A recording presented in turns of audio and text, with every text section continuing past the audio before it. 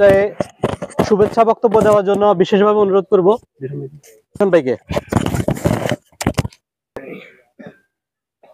5 নং word বারনং Sarsa union 5 নং ওয়ার্ডের উত্তর তিতারকান্দি সর্বস্তরের সবার উপস্থিতি, আমাদের বারনং সরসা ইউনিয়ন বিএনপির ফুল সহযোগী অঙ্গ সংগঠন, স্বেচ্ছাসেবক দল, যুব দল, মূল দল, ছাত্র দল, সবার উপস্থিতিতে আমরা এখানে আসলে বক্তব্যের মতো করে কোনো কিছু নাই। আমরা জাস্ট এখানে একটা চা চক্র করার কথা ছিল, খুসরুবের লগে হঠাৎ করে মানে এখানে বসবো, আমরা চা খামো, কিন্তু চিন্তা করলাম যে আমরা তো এখানে অবহেলিত একটা সাইড, এই সাইডটা আসলে কেমন জানি একটা অন্ধকার অন্ধকার মনে হইতেছে।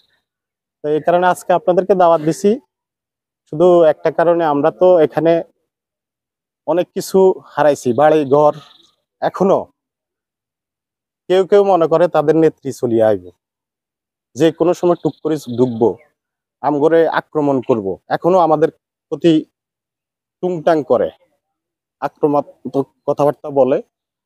এখান থেকে কয়েক গজ পরে আমাদের বাড়ি।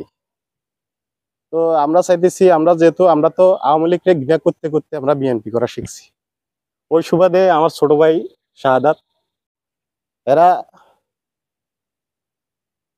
যোগ যোগ অপেক্ষা করে।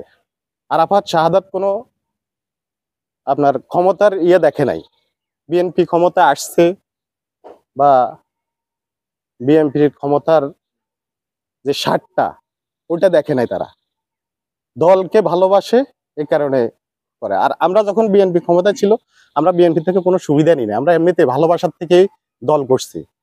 দল করে আমরা টিকে থাকতে পারি না বড় ভাইরা, আমরা বীজ রোপণ করে গেছি। শুধু দুই তিনটা কথা বলবো, আসলে আমি বক্তব্য দিতে পারি না, আনেজি এবং কি আমার ভিতরে মানে ইমোশনাল একটা কাজ করতেছে, কারণ আমরা এখানে বাড়ি ঘর সবকিছু চলে যেতে হয়েছে। এখনো আওয়ামী লীগ এবং কি বিএনপি, যখন বিএনপি সুবিধা হয় তখন বিএনপির লগে আওয়ামী লীগ একসাথে হয়ে আমাদেরকে কিছু বলার চেষ্টা করে, কিছু বোঝানোর চেষ্টা করে।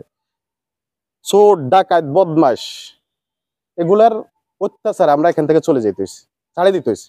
শুধু একমাত্র কি বিএনপির নামটা নিছি, আর কিছু করি না। আমরা এখানে কোনো, আমার এলাকা অনেকে এখানে আছে, আমরা কখনো কারো থেকে কোনো চাঁদাবাজি বা কোনো কিছু, আরাফাতের বাবা বা আমার বাবা রাজনীতি লগে জড়িত না। আমরা মানে আওয়ামী লীগকে ঘৃণা করতে করতে বিএনপি করা শিখছি।